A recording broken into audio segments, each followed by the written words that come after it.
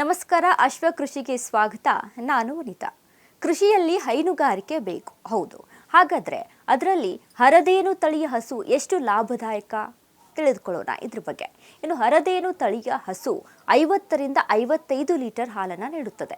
ನಿಮಗೂ ಪಶುಸಂಗೋಪನಾ ವ್ಯವಹಾರದಲ್ಲಿ ಆಸಕ್ತಿ ಇದ್ರೆ ಇಂದು ನಾವು ನಿಮಗೆ ಅಂತಹ ತಳಿಯ ಹಸುವಿನ ಬಗ್ಗೆ ಮಾಹಿತಿಯನ್ನ ನೀಡ್ತೇವೆ. ಇದು ಉಳಿದ ತಳಿಯ ಪ್ರಾಣಿಗಳಿಗಿಂತ ಭಿನ್ನವಾಗಿದೆ ಮತ್ತು ಅದರ ಸಾಕಾಣಿಕೆ ಉತ್ತಮ ಆದಾಯವನ್ನ ನೀಡುತ್ತದೆ. ನೀವು ಹರದೇನು ತಳಿಯ ಹಸುವನ್ನ ಖರೀದಿಸಲು ಬಯಸಿದ್ರೆ ಈ ಹರಿಯಾಣ ವಿಶ್ವವಿದ್ಯಾಲಯದಿಂದ ನೀವು ಈ ತಳಿಯ ಎತ್ತುಗಳ ವೀರ್ಯವನ್ನ ಖರೀದಿಸಬಹುದು. ವಿಜ್ಞಾನಿಗಳಿಗೆ ಸಿಕ್ಕಿರುವಂತಹ ಮಾಹಿತಿಯ ಪ್ರಕಾರ ಈ ಹರದೇನು ತಳಿಯನ್ನ ವಿಶೇಷವಾಗಿ ಉತ್ತರ ಅಮೆರಿಕನ್ ಅಂದ್ರೆ ಹೋಲ್ಸ್ಟೈನ್ ಫ್ರಿಜನ್ ಸ್ಥಳೀಯ ಹರಿಯಾಣ ಮತ್ತು ಸಾಹಿವಾಲ್ ತಳಿಯಿಂದ ತಯಾರಿಸಲಾಗಿದೆ. ಹರದೇನು ಹಸುವಿನ ಹಾಲಿನ ಸಾಮರ್ಥ್ಯ 50ರಿಂದ 55 ಲೀಟರ್. ವಿಜ್ಞಾನಿಗಳಿಗೆ ಸಿಕ್ಕಿರುವ ಮಾಹಿತಿಯ ಪ್ರಕಾರ ಹರದೇನು ತಳಿಯ ಹಸುವಿನ ಹಾಲಿನ ಸಾಮರ್ಥ್ಯ ಸುಮಾರು 50ರಿಂದ 55 ಲೀಟರ್. ಇದರಿಂದ ಜಾನುವಾರು ಸಾಕಾಣಿಕೆದಾರರು ಉತ್ತಮ ಆದಾಯವನ್ನ ಪಡೆಯಬಹುದಾಗಿದೆ.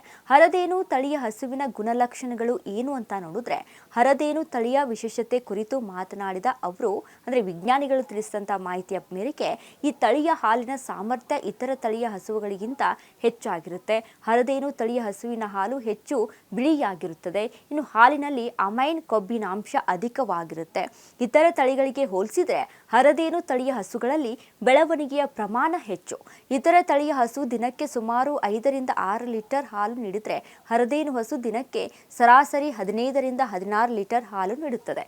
ಹರದೇನು ಹಸು ಇಡೀ ದಿನ ಸುಮಾರು 40ರಿಂದ 50 ಕೆಜಿ ಹಸಿರು ಮೇವು ಮತ್ತು 4ರಿಂದ 5 ಕೆಜಿ ಒಣ ಮೇವನ್ನ ತಿನ್ನುತ್ತದೆ.